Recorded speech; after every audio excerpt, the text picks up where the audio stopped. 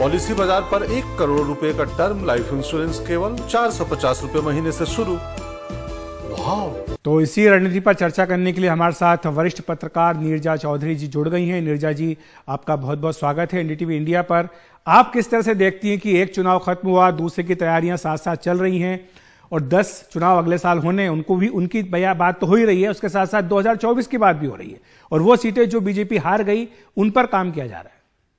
देखिए, ये सीटें हैं 144, जैसे कि आपने अभी कहा, वो कुछ 6-7 महीने से बीजेपी इन पे काम कर रही है, आज नहीं शुरुआत की। और जो आप कह रहे थे केंद्रीय मंत्रियों को 3-3, 5 इस तरह से सीटें एलोकेट की, वहां वो गए, वहां पता किया कि क्या खामियां रही पिछली बार, क्या इस टाइम काम करेगा, क्या चीजें दुरुस्त करनी है। और फिर उनकी मीटिंग अमित शाह से हुई, जेपी नड्डा से हुई। तो जहां पार्टी चुनाव हारी थी, नंबर 2 पोजीशन में थी, नंबर 3 पोजीशन में थी, वहां खास करके ध्यान दिया जा रहा है और किस तरह से वो उन सीटों को जीता जाए। क्योंकि ये भी एक एहसास है कि नॉर्थ इंडिया की सीटें जो थी, जहां की तकरीबन सैचुरेशन पॉइंट हो गया था, सब सीटें जीती थी भाजपा लगभग, तो वहां एंटी इनकम्बेंसी तो काम करेगी, कुछ सीटें वो हारेंगे चाहे जितना भी एफर्ट कर लें। तो उसकी भरपाई कैसे होगी, वो एक रणनीति का हिस्सा है। और ये तो आप भी जानते हैं, मैं भी जानती हूँ, भाजपा के लिए हर इलेक्शन जीतना लोकल से लेके नेशनल कितना जरूरी है और उस चीज में वो सब कुछ झोंक देते हैं। तो आज हम देख रहे हैं जो नड्डा जी पुरी में जिस तरह से, जिस आक्रामक रवैये से वो बोल रहे थे, जिस पैशन से वो बोल रहे थे कि अब उड़ीसा पे भी उनकी नजर गड़ी हुई है। उड़ीसा को उन्होंने वैसे इतना तूल नहीं दिया था, नवीन पटनायक से अंडरस्टैंडिंग थी टैसिट कि वो हमारी हेल्प करेंगे, नेशनल हम स्टेट को वहां छोड़ देंगे। शायद वो रणनीति भी बदल रही है अब उड़ीसा के प्रति। हमारे साथ जावेद अंसारी भी जुड़ गए, वरिष्ठ पत्रकार, आपका भी स्वागत है जावेद जी। जो हम चर्चा कर रहे हैं उसमें बिहार और महाराष्ट्र में जिस तरह से परिस्थितियां बदली हैं, उन्हें लेकर के बीजेपी अब नई बिसात बिछा रही है, क्योंकि बीजेपी को लगता है कि उद्धव ठाकरे शहरों की सीटों को कांग्रेस को दे देंगे कि ठीक है, आप सीधे बीजेपी से मुकाबला कीजिए, जीतिए, हम आपको समर्थन देंगे, लेकिन जो स्थानीय निकाय के हैं या विधानसभा, इसके चुनाव आप हमारे लिए छोड़ दीजिए। ऐसे बिहार में जो सीटें बीजेपी ने पिछली बार 40 में से 39 जीत ली थी नीतीश कुमार के साथ, अब वहां नए समीकरण बन जाएंगे महागठबंधन के कारण।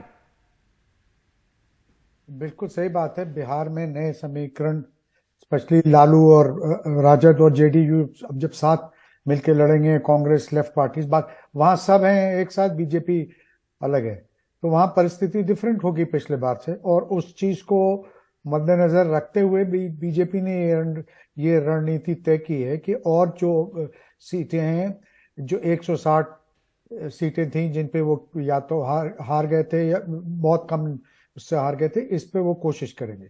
यही फर्क है बीजेपी और पार्टियों में, स्पेशली कांग्रेस में।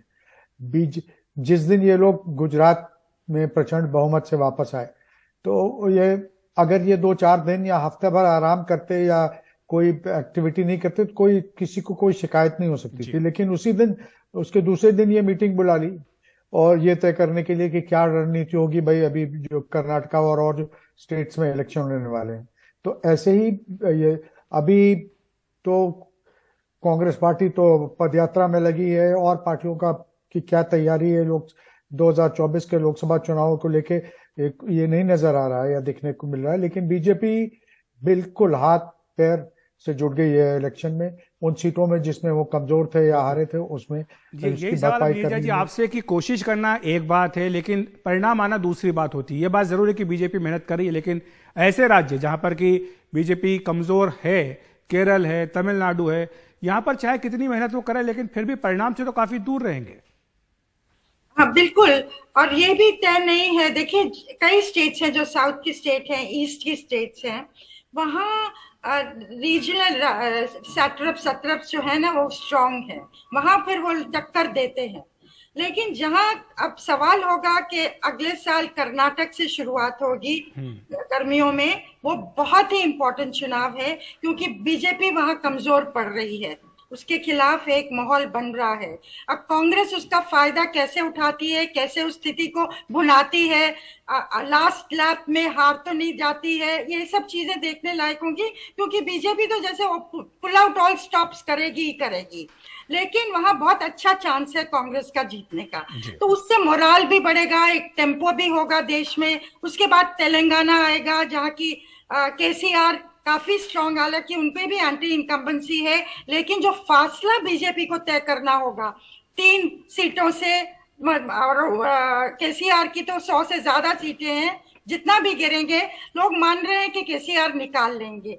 उसके बाद आएगा मेन स्टेट्स जो है सर्दियों के अगले साल, वो है राजस्थान, मध्य प्रदेश और छत्तीसगढ़। अब वहां कांग्रेस कैसे लड़ेगी वो बहुत जरूरी चीज होगी, अहमियत रखती है, क्योंकि वो फिर एक मोमेंटम सेट करेगा 2024 के लिए। तो ठीक है जी, माफी चाहता हूँ, समय की थोड़ी कमी है। जावेद जी, जाते जाते आपसे, जो तैयारी कांग्रेस की दिख रही है, आप कह रहे हैं कि भारत जोड़ो यात्रा पर उनका पूरा फोकस है, लेकिन आज ही मैं सुबह खड़गे जी का जो भाषण था वो सुन रहा था, कह रहे हैं कि संजीवनी मिली है कांग्रेस के कार्यकर्ताओं को इस यात्रा से। तो आपको लगता है कि ये यात्रा समाप्त होने के बाद कांग्रेस का रिवाइवल संभव है? देखिए, मुझे इस पर बहुत बड़ा प्रश्न चिन्ह है। क्या ये संजीवनी है? क्या ये जो भारत जोड़ो यात्रा है, ये वो सिल्वर बुलेट है जिससे सारे दर्द, सारी मुश्किलें, सारी बीमारियां कांग्रेस की दूर हो जाएगी? ये ऐसा मुझे नहीं लगता। हाँ, ये जरूर है कि भारत जोड़ो यात्रा से बड़ी ऊर्जा मिली है, बहुत एक मोमेंटम, जो इस पर खास तौर के वर्कर जो है, कांग्रेस मरी बैठी हुई थी, कांग्रेस में फिर से जान आ गई है। लेकिन 50 सीट से जिस पार्टी की आई हो पिछले लोकसभा इलेक्शन में, वो सडनली इतनी सीटें आ जाएंगी कि वो सरकार बनाने की पोजीशन में हो जाएंगे, ये बड़ा मुश्किल है। लेकिन जावेद जी, ये कहा जाता है कि कांग्रेस के लिए तो 150 सीटों का आंकड़ा भी 270 का आंकड़ा है। हाँ, ये बात सही है। 126 2004 में 140 कुछ सीटें आई थी, उसके बावजूद भी सरकार बनाए, तो मिलजुल के बनेगी सरकार। कांग्रेस के लिए अभी तो ये है कि ये 100 से ज्यादा अगर सीटें आ गई कांग्रेस की, तो इसको बहुत बड़ा कांग्रेस को अचीवमेंट मानना चाहिए जी। बहुत बहुत शुक्रिया आपका जावेद जी और नीरजा जी, इस चर्चा के लिए बहुत बहुत धन्यवाद।